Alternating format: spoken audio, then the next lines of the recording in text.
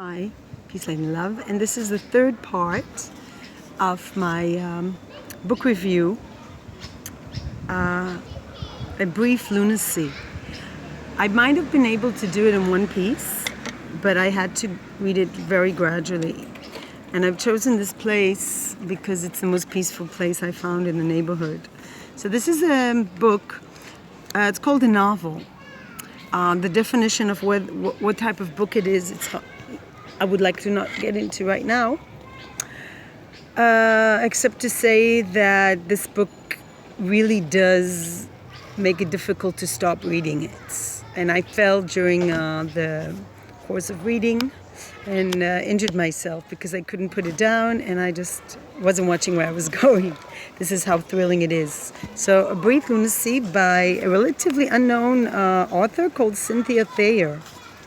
And at the beginning, it says, "To my children, into the memory of thousands of Roma taken in the night from the gypsy camp at Auschwitz-Birkenau to the gas chambers on August 2nd, 1944.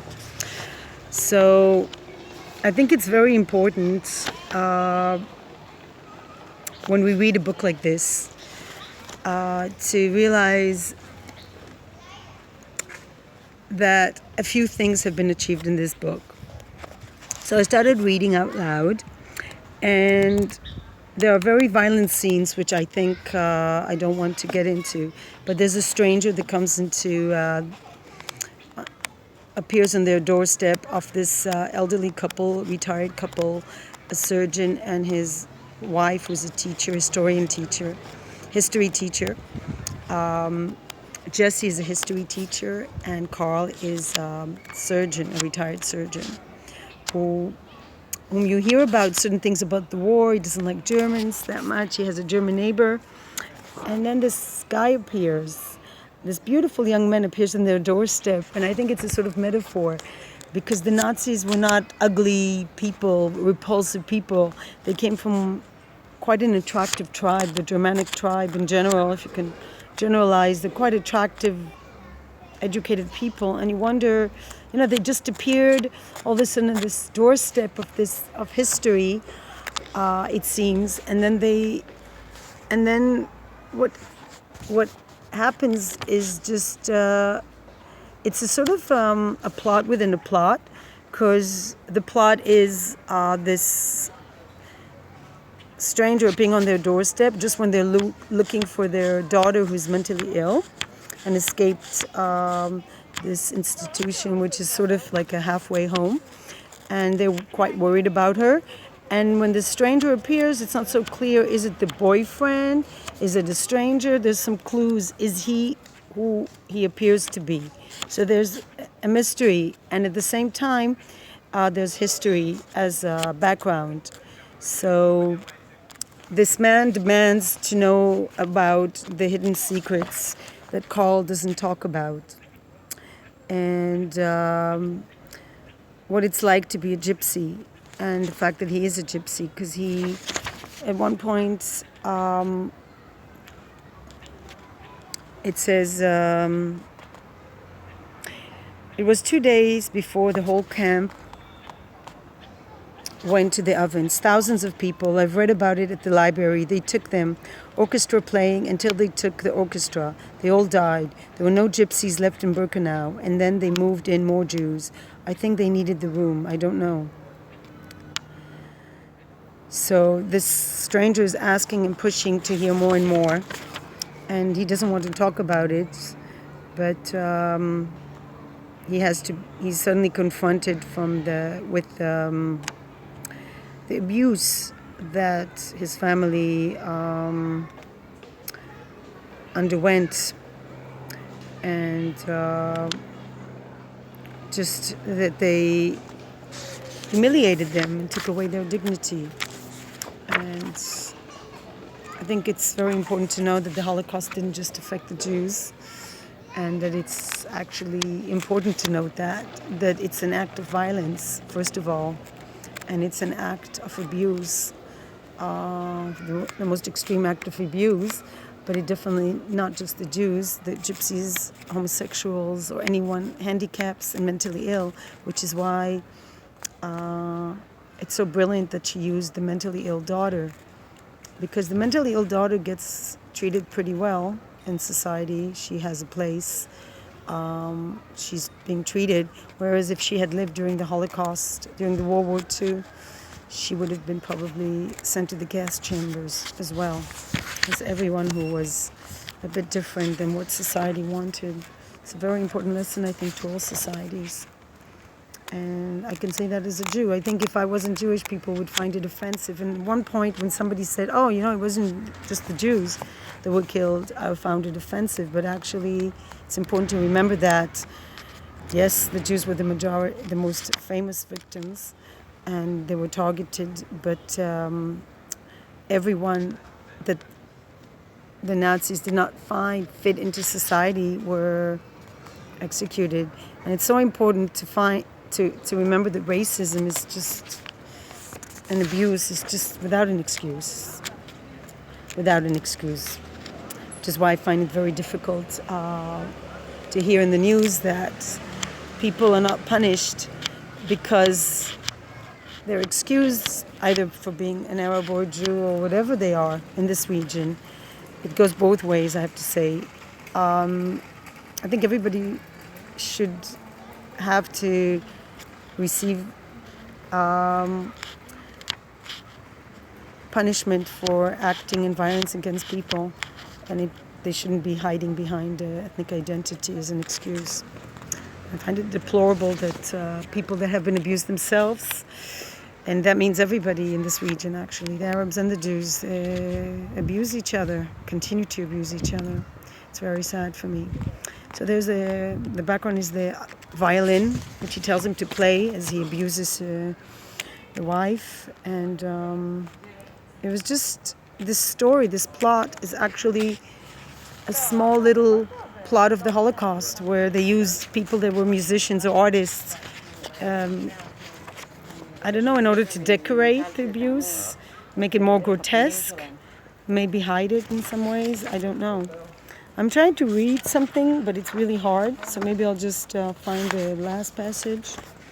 So I just want to say, without exposing too much of the plot, that the woman finds strength, and I think that's very empowering for a woman, that she finds strength.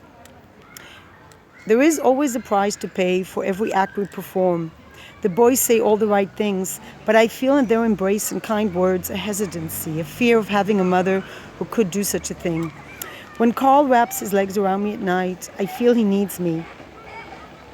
Last night, he whispered, Jess, I thought I didn't tell you about my life because I thought it would be a burden to you, but now I know it would be a burden to me too. It was a selfish act. I felt his poor back through his pajamas and wondered how he could have hung on to the underside of that brown truck for so long. He was hiding under a truck, and that's how he managed to escape, the only one of his family. Who am I to think that I will figure it all by writing in my notebook? I realize that I have no idea why we act the way we do. I just know that I did what I had to do for my own sanity. I know that it happened so fast that he felt nothing. I write that down, but then I realize, like Carl, I'm building a case for myself. I close the book, stare at the back cover, place the cap over the gold nib of my new pen.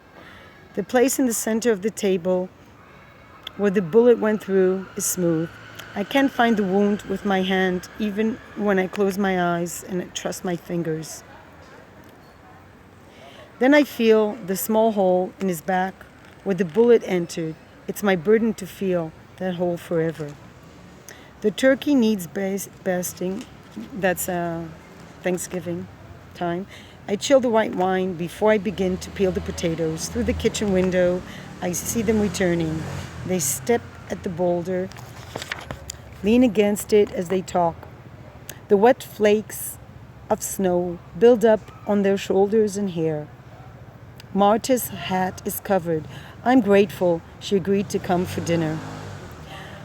Charlie hangs his arm around Madeline, that's their son, kisses her forehead. Sam's new girlfriend name is Veronica. Isn't that funny? It reminds me of that odd old cartoon.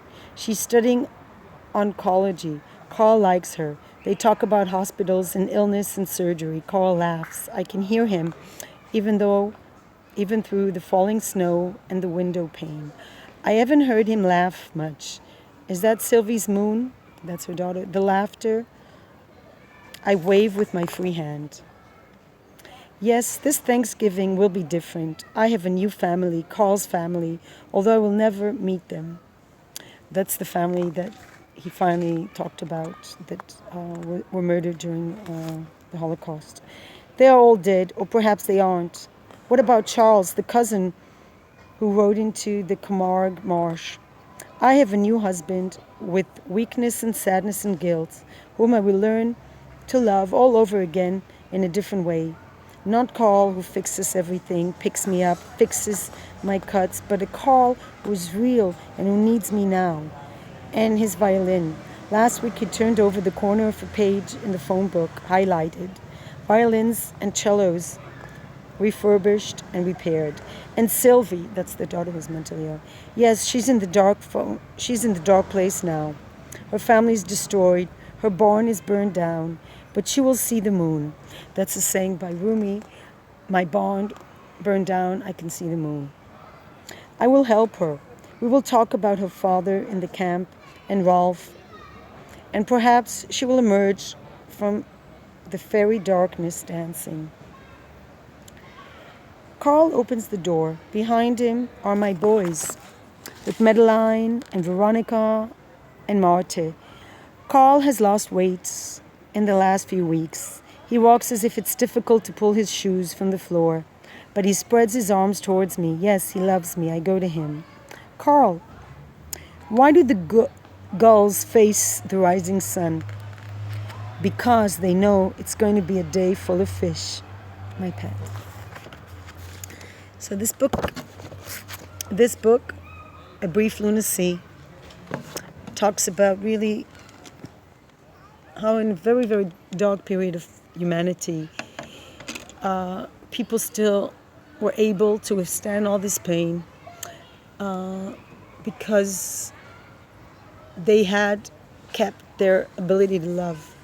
And I think this is why I don't want to really read books about the Holocaust, about people who were murdered, but more books like this about how people deal with the history of the family and how they deal with the ability to love that so many people lost. So many Holocaust survivors just lost this ability.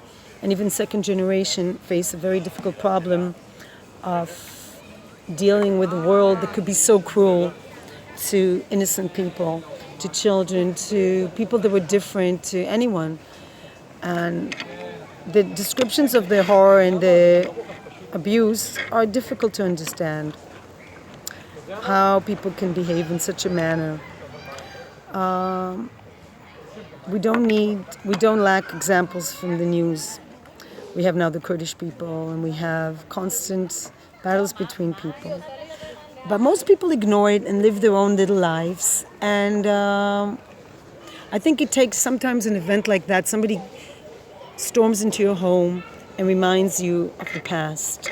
And I think it could be a trigger for opening up and discussion and talking about things. And it's important to talk about things in a family. I think in a healthy family, people talk about their feelings and emotions. And it's dysfunctional families, people just don't open up and don't discuss things. And also there's a lack of empathy. And I don't think everybody has the gift of an ability to love, a true sense of the word. And to really love a person, you love them not because of their name, not because of their ethnic identity, not because of their gender even, but you love them because of the deep core of who they are. And that goes for just everything. It's just a very profound ability. And I don't know if I can read about the Holocaust, but I can read this kind of books that talk about abuse and overcoming abuse and rekindling this fire, this keeping this ability to love alive. So I really recommend this book, even though it has horrific descriptions of violence, and it's very difficult to read, very, very difficult. But as people that talk about abuse rightfully say, it's important to acknowledge that there is abuse. It's important to realize that the abuse towards animals, children, men, women, it occurs, and we need to acknowledge it and to not bury it somewhere. And as much as we like to just change our names and change our identity and forget who we are, the history, sometimes the metaphor of this madman who forces his way into these people's lives. They have such quiet, beautiful lives, but then all of a sudden this man comes and forces them to face the past and open up all the wounds and see what happened, look at what happened. And the man was so afraid his wife might not love him, or was just afraid of that he couldn't face, just wanted to forget his past. And even made a new tattoo over his old tattoo. But I think this book definitely makes me aware that pain and suffering is not the monopoly of just one ethnic group, but everyone suffers, and it's part of life. Suffering is part of our existence on this planet, but there is this hope, this ability to love that we've been giving as a gift.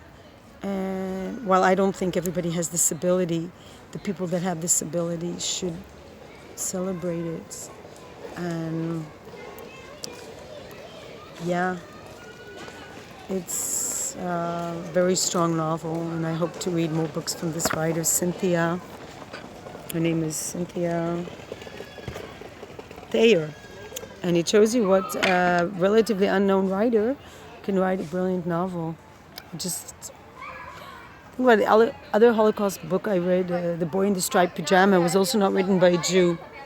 But it does talk about the Holocaust of the Jews.